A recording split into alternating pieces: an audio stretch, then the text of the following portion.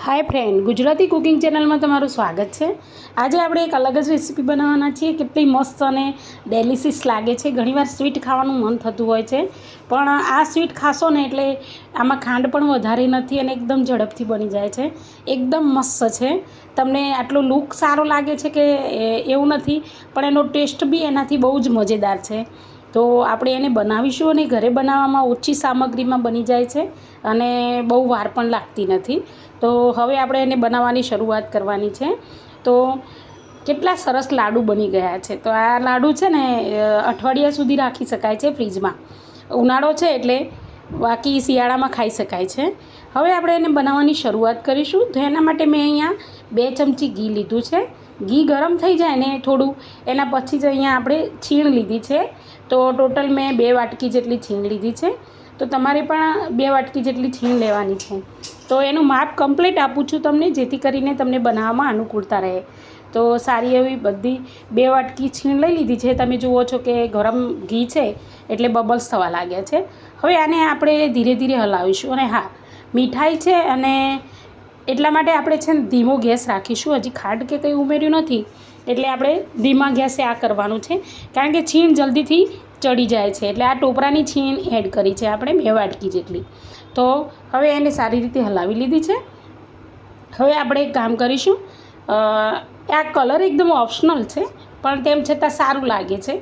તો અહીંયા મેં ઓરેન્જ કલર લીધો છે, એની અંદર થોડું દૂધ રેડ્યું છે અને સારી રીતે એને મિક્સ કરી લીધો છે કે જેથી કરીને અંદર ગુટલી ના રહી જાય। અને મસ્ત મજાનો આ રીતે કલર તૈયાર કરી દેવાનો છે। જો આ કલરથી એનો ઉઠાવ મસ્ત આવે છે અને ખાવાનું મન થઈ જાય છે અને બાળકો બહુ સારી રીતે ખાય છે। તો આ રીતે તમારે શેકવાની છે સારી એવી। એટલા માટે આટલી થોડી શેકવી પડે છે, કારણ કે ઘણીવાર શું છે કે ટોપરાની છીણ સ્વાદમાં થોડી બગડી ગઈ હોય છે। એટલે એવી બગડે નહીં, મીઠાઈ ના બગડે, એટલા માટે આપણે સારી રીતે શેકી લઈશું। અને ત્યારબાદ મેં અહીંયા અડધી વાટકી, જે વાટકી મેં છીણ લીધી હતી એની અડધી વાટકી મેં અહીંયા ખાંડ લીધી છે। ખાંડનું પ્રમાણ આપણે ઓછું રાખીશું, જેથી કરીને એનો ટેસ્ટ એકદમ ઓરિજિનલ આવશે। તો સરસ મજાનું એને ખાંડની મિક્સ થઈ જવા દેવાનું આ રીતે। તો વધારે પાણી નહીં છૂટે આ રીતે, કારણ કે ગેસ ધીમો છે। હવે આપણે એમાં દૂધ રેડવાનું છે। તો આપણે જેવી રીતે કે શીરામાં માપસરનું રેડીએ છીએ એ પ્રમાણે આપણે દૂધ રેડીશું। તો આટલું જ દૂધ રેડવાનું છે। હવે એને સારી રીતે મિક્સ કરી લેવાનું છે, જેથી કરીને છે ને બધું ગળપણ અને ટોપરાની છીણ બંને એક સરખું બની જાય, એક રસ બની જાય ને એબ્ઝોર્વ કરી લે એની ગળપણને। તો સારી રીતે આપણે આ રીતે દૂધ નાખી અને ધીમે ધીમે એને હલાવતા રહીશું। તમે જુઓ કે દૂધ બળે છે એટલે એનો બબલ્સ થયેલા દેખાય છે। પછી ત્યાર પછી આપણે જે બનાવ્યું હતું કલરવાળું દૂધ એ અંદર એડ કરવાનું છે। જો કે બિલકુલ ઓપ્શનલ છે, પણ એનાથી લુક સારો આવે છે। તો અહીંયા મેં એડ કર્યું છે। તો એને સારી રીતે મસ્ત રીતે હલાવી દઈશું। તો એમાં પણ દૂધ હતું એટલે ચડતા થોડી વાર લાગશે। હવે ઇલાયચી પાવડર અત્યારે જ નાખી દઈશું અંદર, જેથી કરીને સારી એવી સ્મેલ એની પકડી જાય।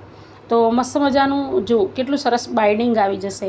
હવે એક વસ્તુ છે કે આપણે ઘી નાખ્યું હતું, પણ તેમ છતાં જો તમને એવું લાગે ને કે બાઇન્ડિંગ સારું ઘીનું નથી આવ્યું, તો આ રીતે દૂધ બળી જતું હશે અને આ બળી જાય ને એના પછી આપણે એની અંદર જોઈ લેવાનું।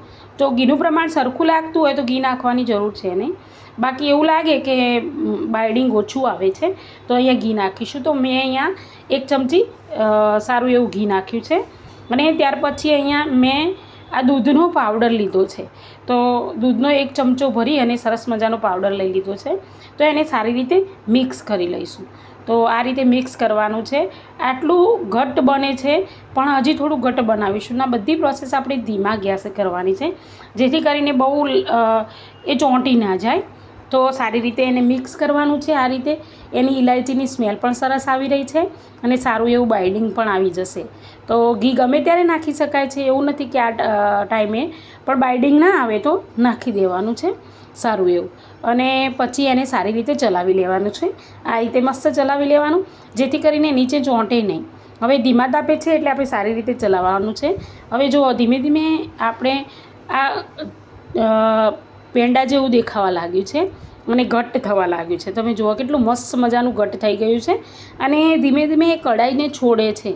તો સારી રીતે આ રીતની કન્સિસ્ટન્સી આવે ને ત્યાં સુધી આપણે એને હલાવવાનું છે। તો જુઓ સરસ મજાનો આખું મસ્ત ઉકળી જાય છે. હવે એમાં મતલબ કે મોઇશ્ચરાઇઝર રહ્યું નથી એમ, તો સરસ ઘીનું બાઇડિંગ આવી ગયું છે. તો સરસ મજાનું બાઇડિંગ આવ્યું છે એટલે સારી રીતે મસ્ત રીતે આપણે હલાવી લેવાનું છે આ રીતે. અને ધીમે ધીમે કઢાઈ છોડવા લાગે. આ રીતની કઢાઈ છોડવા લાગે ને એટલે સમજી લેવાનું કે આપણું બરાબર મીઠાઈ તૈયાર થઈ ગઈ છે. આ મીઠાઈ બજારની અંદર 1000 રૂપિયા કિલો મળે છે ને આપણે કેટલા ઓછા સમયમાં અને ઓછા ખર્ચામાં આપણે બનાવી લઈએ છીએ. તો ખરેખર બાળકોને પણ બહુ ભાવે છે અને બનાવવામાં એકદમ સહેલી છે. આમાં તારની ચાસણી કે એવું કંઈ લાવવાની જરૂર નથી. તો હવે સારું એવું બની ગઈ છે અને કઢાઈની છોડી દે. એના પછી આપણે એક વાસણની અંદર ટ્રાન્સફર કરી લઈશું. તો આ બધું આપણે ટ્રાન્સફર કરી લેવાનું છે. તો ધીમે ધીમે બધું ટ્રાન્સફર કરી લીધું છે મેં. હવે એને ઠંડુ થવા દેવાનું છે. બહુ ગરમ જ હોય એટલે આપણે જો તમે આ રીતે પીસ પાડવા માગતા હોય ને તો બી ડીશની અંદર પીસ પડી જશે, અને લાડુ વાળવા માગતા હશો તો પણ લાડુ સારા એવા વળી જાય છે. જો હું લાડુ વાળીને બતાવું તમને, થોડું થોડું હોટ છે. તો એવું નવશેકું હોય એટલે આપણે એને સારી રીતે આ રીતે મસ્ત હલાવી અને આવું સરસ મજાનું નાનો લાડુ વાળી દઈશું. અને ત્યાર પછી એક એક ગોઠવતા રહીશું. તો સબસ્ક્રાઈબ કરવાનું ભૂલતા નહીં પ્લીઝ.